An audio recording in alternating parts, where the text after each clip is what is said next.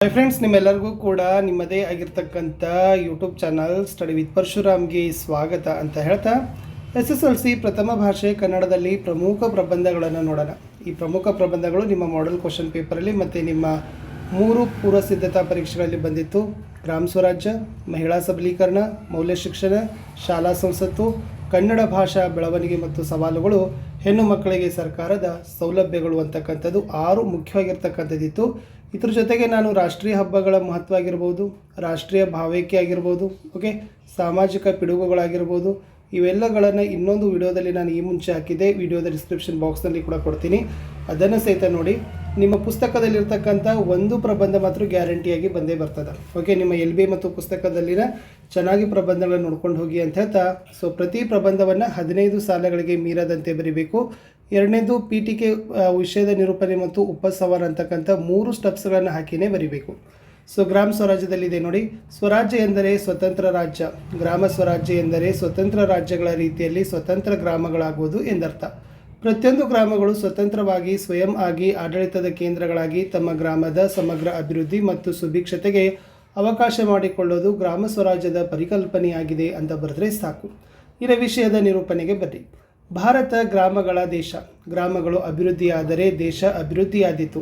ಆದ್ದರಿಂದ ಗ್ರಾಮಗಳ ಅಭಿವೃದ್ಧಿಗೆ ಅವಶ್ಯವಾದ ಸಂಪನ್ಮೂಲಗಳನ್ನು ಕೇಂದ್ರ ಮತ್ತು ರಾಜ್ಯ ಸರ್ಕಾರಗಳು ಒದಗಿಸಿಕೊಡಬೇಕು. ಹಾಗೆ ತಮ್ಮ ತಮ್ಮ ಗ್ರಾಮಗಳ ಅಭಿವೃದ್ಧಿಗೆ ಅವಶ್ಯವಾದ ಯೋಜನೆಗಳನ್ನು ಆಯಾಯ ಗ್ರಾಮಗಳೇ ರೂಪಿಸಿಕೊಳ್ಳೋದು ಉತ್ತಮ. ಇದಕ್ಕೆ ಸ್ಥಳೀಯವಾಗಿ ಸ್ವತಂತ್ರವಾಗಿ ಗ್ರಾಮ ಪಂಚಾಯಿತಿಗಳು ಇರುವುದನ್ನು ಮನಗಾಣಬಹುದು. ಪ್ರಾಚೀನ ಕಾಲದಿಂದಲೂ ಗ್ರಾಮದ ಮುಖಂಡರು ಸೇರಿ ತಮ್ಮ ಗ್ರಾಮದ ಸಮಸ್ಯೆಗಳನ್ನು ತಾವೇ ಬಗೆಹರಿಸಿಕೊಳ್ತಾ ಇದ್ದರು. ಇತಿಹಾಸದಲ್ಲಿ ಇದನ್ನು ಕೂಡ ನಾವು ನೋಡಿದ್ದೀವಿ. ಪ್ರತಿಯೊಂದು ಗ್ರಾಮಗಳು ಬೇರೆಯ ಆಡಳಿತ ಕೇಂದ್ರದ ಮೇಲೆ ಅವಲಂಬಿತವಾಗದೆ ಸ್ವಾವಲಂಬನೆಯಿಂದ ತಮ್ಮ ಗ್ರಾಮಗಳನ್ನು ಅಭಿವೃದ್ಧಿಯತ್ತ ಕೊಂಡೊಯ್ಯಲು ಶ್ರಮಿಸಬೇಕು. ಗ್ರಾಮದ ಜನರೆಲ್ಲ ಆಡಳಿತದಲ್ಲಿ ಪಾಲ್ಗೊಳ್ಳಬೇಕು. ಸಲಹೆ ಸಹಕಾರ ಸಂಪನ್ಮೂಲಗಳನ್ನು ನೀಡಬೇಕು ಮತ್ತು ಆಡಳಿತದ ಮುಖ್ಯಸ್ಥರ ಸಹಾಯವನ್ನು ಪಡೆದು ಸದುಪಯೋಗಪಡಿಸಿಕೊಳ್ಳಬೇಕು. ಅಂದಾಗ ಮಾತ್ರ ಗ್ರಾಮ ಸ್ವರಾಜ್ಯದ ಪರಿಕಲ್ಪನೆ ಅರ್ಥಪೂರ್ಣವಾಗ್ತದೆ. ಮಹಾತ್ಮ ಗಾಂಧೀಜಿಯವರು ಗ್ರಾಮ ಸ್ವರಾಜ್ಯ ಪರಿಕಲ್ಪನೆಗೆ ಬಹು ಆದ್ಯತೆಯನ್ನು ಕೊಟ್ಟಿದ್ದರು. ತಮ್ಮ ತಮ್ಮ ಗ್ರಾಮದ ಸ್ವಚ್ಛತೆ, ನೀರಿನ ಸೌಕರ್ಯ, ಶಿಕ್ಷಣದ ವ್ಯವಸ್ಥೆ, ಆರೋಗ್ಯ ವ್ಯವಸ್ಥೆ, ರಸ್ತೆಗಳ ನಿರ್ಮಾಣ ಮುಂತಾದ ವ್ಯವಸ್ಥೆಗಳನ್ನು ಗ್ರಾಮದೆಲ್ಲರೂ ಒಟ್ಟಾಗಿ ಮಾಡಿಕೊಂಡರೆ ಗ್ರಾಮಗಳ ಅಭಿವೃದ್ಧಿ ಸಾಧ್ಯ ಎಂದು ಹೇಳಬಹುದು. ಅಲ್ಲದೆ ಸರ್ಕಾರಗಳು ಕೂಡ ಗ್ರಾಮೀಣ ಅಭಿವೃದ್ಧಿ ಯೋಜನೆಗಳನ್ನು ಹಾಕಿಕೊಂಡು ಸಮಗ್ರವಾಗಿ ಗ್ರಾಮಾಭಿವೃದ್ಧಿಗೆ ಸಹಾಯ ಮಾಡೋದರಿಂದ ದೇಶದ ಅಭಿವೃದ್ಧಿ ಸಾಧ್ಯವಾಗ್ತದೆ. ಉಪಸಂಹಾರ. ಗ್ರಾಮಗಳ ದೇಶವಾದ ಭಾರತ ಅಭಿವೃದ್ಧಿ ಹೊಂದಿದೆ ಎಂದು ಹೇಳಬೇಕಾದರೆ ಮೊದಲು ಗ್ರಾಮಗಳು ಅಭಿವೃದ್ಧಿ ಹೊಂದಬೇಕು. ಅದಕ್ಕಾಗಿ ಗ್ರಾಮಗಳೆಲ್ಲವೂ ಸ್ವರಾಜ್ಯವಾಗಿ ಕಾರ್ಯನಿರ್ವಹಿಸಬೇಕು. ಇದಕ್ಕೆ ಗ್ರಾಮವಾಸಿಗಳ ಸಹಕಾರದಿಂದ ಗಾಂಧೀಜಿಯವರ ಗ್ರಾಮ ಸ್ವರಾಜ್ಯದ ಕನಸನ್ನು ನನಸು ಮಾಡಬಹುದು ಎಂದು ಹೇಳಬಹುದು. ಇದು ಫಸ್ಟ್ ಇತ್ತು. ಇನ್ನು ಸೆಕೆಂಡ್ ಮೇನ್ ಇರ್ತಕ್ಕಂಥದ್ದು ಮಹಿಳಾ ಸಬಲೀಕರಣ. ಇದು ಕೂಡ ಮೋಸ್ಟ್ ಇಂಪಾರ್ಟೆಂಟ್ ಇದೆ. PTK ಮಹಿಳೆಯರಲ್ಲಿ ಮಾನಸಿಕವಾಗಿ, ಬೌದ್ಧಿಕವಾಗಿ, ಆರ್ಥಿಕವಾಗಿ, ಸಾಮಾಜಿಕವಾಗಿ, ರಾಜಕೀಯವಾಗಿ ಸಬಲತೆಯನ್ನು ಹೆಚ್ಚಿಸಿ ಅವರಲ್ಲಿ ಆತ್ಮವಿಶ್ವಾಸವನ್ನು ಹೊಂದುವಂತೆ ಮಾಡೋದೇ ಮಹಿಳಾ ಸಬಲೀಕರಣ ಅಂತ ಹೇಳ್ತೀವಿ. ಇವರು ಇಂದು ಪುರುಷರಷ್ಟೇ ಮಹಿಳೆಯರು ಸಮಾನರಾಗಿದ್ದು ಪ್ರತಿಯೊಂದು ಕ್ಷೇತ್ರಗಳಲ್ಲಿ ಪುರುಷರಷ್ಟೇ ಸಾಧನೆಯನ್ನು ಮಾಡುವ ಸಾಮರ್ಥ್ಯವನ್ನು ಹೊಂದಿದ್ದಾರೆ. ಸಮಾನತೆ ಅನ್ನೋದು ಮಹಿಳೆಯರಿಗೂ ಅನ್ವಯಿಸುತ್ತದೆ. ವಿಷಯದ ನಿರೂಪಣೆ. ಯಾವುದೇ ರೀತಿಯ ಶೋಷಣೆ, ಅಸಮಾನತೆಗೆ ಒಳಗಾಗದೆ ಶಿಕ್ಷಣ, ಉದ್ಯೋಗ, ವಿವಾಹ ಜೀವನ, ಸಾಮಾಜಿಕ, ರಾಜಕೀಯ ಮತ್ತು ಆಡಳಿತದಲ್ಲಿ ಪಾಲ್ಗೊಂಡು ಆತ್ಮವಿಶ್ವಾಸದಿಂದ ಬಾಳುವ ಶಕ್ತಿಯೇ ಮಹಿಳಾ ಸಬಲತೆ. 4 ಗೋಡೆಗಳ ಮಧ್ಯೆ ಬಿಟ್ಟು ಎಲ್ಲರ ಜೊತೆಯಾಗಿ ಬೆರೆತು ಕಾರ್ಯನಿರ್ವಹಿಸುವ ಸಾಮರ್ಥ್ಯವನ್ನು ಇಂದಿನ ಮಹಿಳೆಯರು ಹೊಂದಿರೋದು ಮಹಿಳಾ ಸಬಲೀಕರಣವನ್ನು ಎತ್ತಿ ತೋರಿಸ್ತದೆ.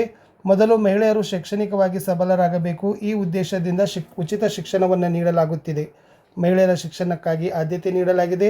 ಮಹಿಳೆಯರ ವಿಕಾಸವಾದಲ್ಲಿ ಮನೆಯಲ್ಲಿನ ಮಕ್ಕಳು ಸಂಸ್ಕಾರವಂತರಾಗಲು ಸಾಧ್ಯವಿದೆ. ಮಹಿಳೆಯರ ಆರ್ಥಿಕ ಸಬಲೀಕರಣಕ್ಕಾಗಿ ಸರ್ಕಾರ ಸಾಕಷ್ಟು ಯೋಜನೆಗಳನ್ನು ಜಾರಿ ತಂದಿದೆ. ಮಹಿಳಾ ಸ್ವಸಹಾಯ ಸಂಘಗಳು ಮಹಿಳೆಯರಿಗಾಗಿ ಸೂಕ್ತ ಮತ್ತು ಮಾನವೀಯತೆಯಿಂದ ಕೂಡಿದ ಕೆಲಸದ ವಾತಾವರಣವನ್ನು ಮತ್ತು ಮಾತೃತ್ವದ ಸವಲತ್ತುವನ್ನು ನೀಡುವಂತಹ ಅವಕಾಶಗಳನ್ನು ಕಲ್ಪಿಸಿದೆ. ಸಾಮಾಜಿಕವಾಗಿ ಮುಂದುವರಿಯಲು ವಿವಿಧ ಕ್ಷೇತ್ರಗಳಲ್ಲಿ ಮಹಿಳೆಯರಿಗೆ ಅವಕಾಶವನ್ನು ನೀಡಲಾಗಿದೆ. ಲಿಂಗ ಅವಕಾಶ ನೀಡಲಾಗಿದೆ. ತಾರತಮ್ಯವನ್ನು ಹೋಗಲಾಡಿಸಿ ಪ್ರತಿಯೊಂದು ಕ್ಷೇತ್ರಗಳಲ್ಲಿ ಮಹಿಳೆಯರಿಗೆ ಕೆಲವೊಂದು ಸಾಂಪ್ರದಾಯಿಕ ಕಾರಣಗಳಿಂದ ಮಹಿಳೆಯರು ಹಿಂದುಳಿದಿದ್ದಾರೆ ಎನ್ನುವುದು ಸ್ಪಷ್ಟವಾಗಿ ಗೋಚರಿಸುತ್ತದೆ. ಆದ್ದರಿಂದ ಅನವಶ್ಯಕವೆನಿಸಿದ ಸಾಂಪ್ರದಾಯಿಕ ಬಿಕ್ಕಟ್ಟನ್ನು ಮೀರಿ ಇಂದಿನ ಮಹಿಳೆಯರು ಸಬಲರಾಗಬೇಕಾಗ್ತದೆ. ಮಹಿಳೆಯರ ಪರವಾಗಿ ಕಾಯ್ದೆ ಕಾನೂನುಗಳು ರೂಪುಗೊಂಡಿವೆ. ಮಹಿಳೆಯರ ಸ್ವಾವಲಂಬನೆ ಮತ್ತು ಕಲ್ಯಾಣಕ್ಕಾಗಿ ಇಲಾಖೆ ಇದೆ. ಮಹಿಳೆಯರ ರಕ್ಷಣೆಗಾಗಿ ಬೇಟಿ ಬಚಾವೋ ಬೇಟಿ ಪಢಾವೋ ಅಂತ ಯೋಜನೆಗಳು ಜಾರಿ ತಂದಿರೋದನ್ನು ನೋಡಬಹುದು. ಮಹಿಳೆಯರು ಕೂಡ ಉದ್ಯೋಗ ಮಾಡಲು ಅವಕಾಶ ನೀಡಿ ಸ್ವಾವಲಂಬನೆಯಾಗಿ ಬದುಕನ್ನು ಬದುಕಲು ಅವಕಾಶ ನೀಡಬೇಕು. ಈ ಮಹಿಳೆಯರ ಸಬಲೀಕರಣಕ್ಕಾಗಿ ರಾಜಕೀಯವಾಗಿ, ಔದ್ಯೋಗಿಕವಾಗಿ, ಶೈಕ್ಷಣಿಕವಾಗಿ ಮಹಿಳಾ ಮೀಸಲಾತಿಯನ್ನು ಕೂಡ ನೀಡಲಾಗಿದೆ. ಸೊ ತೊಟ್ಟಿಲನ್ನು ತೂಗುವ ಕೈ ಜಗತ್ತನ್ನೇ ಆಳಬಲ್ಲದು. ಆದ್ದರಿಂದ ಮಹಿಳೆಯರ ಸಬಲೀಕರಣವಾದರೆ ಜಗತ್ತು ಉದ್ಧಾರವಾದೀತು. ಉಪಸಂಹಾರ: ಮಹಿಳೆಯರು ಸಶಕ್ತರಾದರೆ ದೇಶವು ಸಶಕ್ತವಾಗುತ್ತದೆ. ಆದ್ದರಿಂದ ಮಹಿಳೆಯರಿಗೆ ಸ್ವಾವಲಂಬರಾಗಲು ಮುಖ್ಯವಾಗಿರ್ತಕ್ಕಂಥದ್ದು ಏನು ಮಾಡಬೇಕಪ್ಪ ಅಂತಂದರೆ ವಿಶೇಷವಾಗಿರ್ತಕ್ಕಂಥ ಸಬಲೀಕರಣಲಾಗಲಿಕ್ಕೆ ಅವಕಾಶವನ್ನು ಸಹಿತ ನೀಡಬೇಕು. ಇದು ಕೂಡ ವೆರಿ ಮೋಸ್ಟ್ ಇಂಪಾರ್ಟೆಂಟ್ ಆಗಿರ್ತಕ್ಕಂಥದ್ದು ಇದೆ. ಇನ್ನು ನೆಕ್ಸ್ಟ್ ಬರೀತಕ್ಕಂಥದ್ದು ಏನಿದೆ ಅಂತಂದರೆ, ಒಬ್ಬ ಮಹಿಳೆ ಶಕ್ತಿವಂತಳಾಗಿ ಸ್ವತಂತ್ರವಾಗಿ ತನ್ನ ಇಚ್ಛೆಯಂತೆ ಸ್ವಾವಲಂಬಿಯಾಗಿ ಬಾಳೋ ಸ್ಥಿತಿಯನ್ನು ಅವರಿಗೆ ನೀಡಿದಾಗ ಮಹಿಳಾ ಸಬಲೀಕರಣ ಸಾಧ್ಯವಾಗ್ತದೆ ಅಂತ ಹೇಳ್ಬೋದು ಅಂತ ಬರೆದ್ರೆ ಸಾಕು. ಓಕೆ, ಇನ್ನು ಮೌಲ್ಯ ಶಿಕ್ಷಣದ ಅವಶ್ಯಕತೆ ಇದೆ. ಸೊ ಇದು ಕೂಡ ವೆರಿ ಇಂಪಾರ್ಟೆಂಟ್. ಅದರದ್ದು ಕೂಡ ಸ್ವಲ್ಪ ಸ್ಕ್ರೀನ್ಶಾಟ್ ತೊಗೊಳ್ರಿ. ಸೊ PTK ಅಂತ ಒಂದು 4 ಸಾಲು ವಿಷಯದ ನಿರೂಪಣೆ, ಅಂದರೆ ಶಾಲೆಗಳಲ್ಲಿ ಮೌಲ್ಯದ ಅವಶ್ಯಕತೆ ಏನಿದೆ, ಮೌಲ್ಯ ಶಿಕ್ಷಣ ಅಥವಾ ನೈತಿಕ ಶಿಕ್ಷಣ, ಅದನ್ನು ನೀವು ಏನು ಮಾಡಬೇಕಾಗಿದೆ, ಹೈಲೈಟನ್ನು ಮಾಡಬೇಕು. ಸಮಾಜ, ಶಾಲೆ, ಮನೆಯಲ್ಲಿ ಮೌಲ್ಯ ಇವತ್ತು ಕಡಿಮೆ ಆಗ್ತಾ ಇದ್ದಾವೆ. ಶಿಕ್ಷಕರು, ಪೋಷಕರಿಗೆ ಗೌರವವನ್ನು ಕೊಡಬೇಕಾಗಿದೆ. ಮಕ್ಕಳಿಗೆ ಮಾದರಿ ಆಗಬೇಕು ಅಂತಕ್ಕದ್ದನ್ನು ನೀವೇನು ಮಾಡಬೇಕು, ಬರಿಬೇಕು. ಇನ್ನು ಶಾಲಾ ಸಂಸತ್ತು ಚುನಾವಣಾ ಪ್ರಕ್ರಿಯೆ ಮತ್ತು ಮಹತ್ವ. ಸೊ ಸ್ಕೂಲಲ್ಲಿ ಪಾರ್ಲಿಮೆಂಟಲ್ಲಿ ಎಲೆಕ್ಷನ್ ಎಲ್ಲ ಮಾಡ್ತಾರೆ. ಸೊ ಚುನಾವಣೆ ಏನಪ್ಪ ಅಂದರೆ ಒಂದು ಪ್ರಜಾಪ್ರಭುತ್ವವನ್ನು ಅಂಗ. ಸೊ ಪ್ರಜೆಗಳನ್ನು ಸರಿಯಾಗಿ ದಿಸೆಯಲ್ಲಿ ಆಯ್ಕೆ ಮಾಡ್ತಕ್ಕಂಥದ್ದು ಮುಖ್ಯವಾಗಿರ್ತಕ್ಕಂಥ ಚುನಾವಣೆ ಅಂಗಾಗಿರ್ತದೆ. ಆಮೇಲೆ ಇಲ್ಲಿನೂ ಕೂಡ ಶಾಲೆಯಲ್ಲಿ ಇರ್ತಕ್ಕಂಥ ಒಂದು ಸಂಸತ್ತಿಗೆ ಚುನಾವಣೆಯನ್ನು ನಡೆಸಬೇಕಾದ್ರೆ ಅವ್ರದ್ದೇ ಆಗಿರ್ತಕ್ಕಂಥ ಒಂದು ಹಂತಗಳನ್ನು ಬಳಸ್ತಾರೆ. ನಾಮಪತ್ರಗಳನ್ನ ಸಲ್ಲಿಕೆ ಮಾಡ್ತಾರೆ, ನಾಮಪತ್ರಗಳ ಪರಿಶೀಲನೆ ಆಗ್ತದೆ, ಚುನಾವಣಾ ಪ್ರಚಾರವನ್ನು ಮಾಡ್ತಾರೆ. ಓಕೆ, ಚುನಾವಣೆಯನ್ನು ನಡೆಸ್ತಾರೆ, ಮತಗಳ ಎಣಿಕೆ ಮತ್ತು ಫಲಿತಾಂಶ ಘೋಷಣೆ ಮಾಡ್ತಾರೆ, ಪ್ರತಿಜ್ಞಾ ವಿಧಿಯನ್ನು ಮಾಡಿ ಅವರವರಿಗೆ ಕಾರ್ಯಚಟುವಟಿಕೆಗಳನ್ನ ಏನು ಮಾಡ್ತಾರಪ್ಪ ಅಂದರೆ ಹಂಚಿಕೊಡ್ತಾರೆ ಅನ್ನೋದು ಇತ್ತು. ಇನ್ನು ಕನ್ನಡ ಭಾಷಾ ಬೆಳವಣಿಗೆ ಮತ್ತು ಸವಾಲುಗಳು ಅನ್ನೋದು ಮೋಸ್ಟ್ ಇಂಪಾರ್ಟೆಂಟ್. ಏಕೆಂದರೆ ಪ್ರಸ್ತುತ ಯುಗದಲ್ಲಿ ಭಾಷಾ ವ್ಯಾಮೋಹದಿಂದ ಕನ್ನಡ ಭಾಷೆ ಬಳಕೆನೇ ಕಡಿಮೆ ಆಗ್ತಾ ಇದೆ. ಎಲ್ಲರೂ ಇಂಗ್ಲೀಷ್ ಮಾಧ್ಯಮ ಅಂತಲೇ ಹೇಳ್ತಾ ಇದ್ದಾರೆ. ಸೊ ಅದಕ್ಕೆ ಇವತ್ತಿನ ಸಮಯದಲ್ಲಿ ಕನ್ನಡ ಭಾಷೆ ಇತಿಹಾಸ ಇದೆ. ಸೊ ಇಲ್ಲಿ 6ರಿಂದ 12ನೇ ಶತಮಾನ, 12ನೇ ಶತಮಾನ, 18ನೇ ಶತಮಾನದಲ್ಲಿ ಕನ್ನಡವನ್ನು ಏನೆಲ್ಲ ಕರೆದಿದ್ದಾರೋ ಅನ್ನೋದನ್ನು ಕೊಟ್ಟಿದ್ದೀವಿ.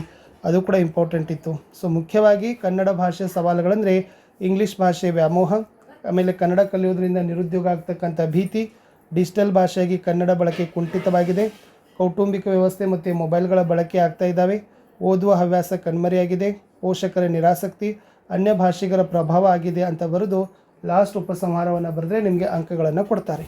ಓಕೆ, ಇನ್ನು ಲಾಸ್ಟ್ ಇರ್ತಕ್ಕಂಥದ್ದು ಏನಪ್ಪ ಅಂದರೆ ಹೆಣ್ಣು ಮಕ್ಕಳಿಗೆ ಸರ್ಕಾರದ ಸೌಲಭ್ಯಗಳು ಅಂತ ಇತ್ತು. ಇವತ್ತು ಹೆಣ್ಣು ಮಕ್ಕಳು ದೇಶದ ಪ್ರಗತಿಯಲ್ಲಿ ಪ್ರಮುಖವಾಗಿರ್ತಕ್ಕಂಥ ಪಾತ್ರವನ್ನು ವಹಿಸ್ತಾರೆ. ಸೊ ಮಹಿಳೆಯರ ಸಬಲೀಕರಣಕ್ಕಾಗಿ ಕೇಂದ್ರ ಮತ್ತು ರಾಜ್ಯ ಸರ್ಕಾರಗಳು ಕಂಕಣಬದ್ಧವಾಗಿದ್ದಾವೆ. ಅವರಿಗೆ ಶಿಕ್ಷಣ, ಆರೋಗ್ಯ, ಆರ್ಥಿಕ ಮತ್ತು ಸಾಮಾಜಿಕ ಭದ್ರತೆಗೆ ಸರ್ಕಾರ ಹಲವು ಯೋಜನೆಗಳನ್ನು ಜಾರಿಗೆ ತಂದಿದೆ ಅಂತ ಬರಿಬೋದು. ಅದರಲ್ಲಿ ಮೋಸ್ಟ್ ಇಂಪಾರ್ಟೆಂಟಾಗಿ ನೀವು ಸುಕನ್ಯಾ ಸಮೃದ್ಧಿ ಯೋಜನೆ ಬರೀರಿ, ಪ್ರಗತಿ ವಿದ್ಯಾರ್ಥಿ ವೇತನ ಯೋಜನೆ ಬರೀರಿ, ರಾಷ್ಟ್ರೀಯ ಸ್ಕಾಲರ್ಶಿಪ್ ಪೋರ್ಟಲ್ ಬರೀಬೇಕು, ಆರೋಗ್ಯ ಮತ್ತು ಪೋಷಣೆಗಾಗಿ ಅಂಗನವಾಡಿಗಳ ಸೇವೆ ಮತ್ತು BPL ಯೋಜನೆಗಳನ್ನು ಬರೀಬೇಕು. ಸೊ ಇಲ್ಲಿದೆ. ಸೊ ಫಸ್ಟ್ ನಾನು ಸುಕನ್ಯಾ ಸಮೃದ್ಧಿ ಯೋಜನೆ ಬರೆದಿದ್ದೀನಿ. ಅಂಚೆ ಕಚೇರಿಯಲ್ಲಿ ಮಗುವಿನ ಹೆಸರಿನಲ್ಲಿ ಹಣವನ್ನು ಉಳಿತಾಯ ಮಾಡೋದು, ರಾಷ್ಟ್ರೀಯ ಸ್ಕಾಲರ್ಶಿಪ್ ಪೋರ್ಟಲ್ನಲ್ಲಿ ಹೆಣ್ಣು ಮಕ್ಕಳಿಗೆ ವಿದ್ಯಾರ್ಥಿ ವೇತನವನ್ನು ಕೊಡ್ತಾ ಇದ್ದಾರೆ, ಇನ್ಸ್ಪೈರ್ ವಿದ್ಯಾರ್ಥಿ ವೇತನ ಸಹಿತನೂ ಕೊಡ್ತಾ ಇದ್ದಾರೆ, ಅದನ್ನು ಕೂಡ ನೀವು ಬರಿಬೋದು.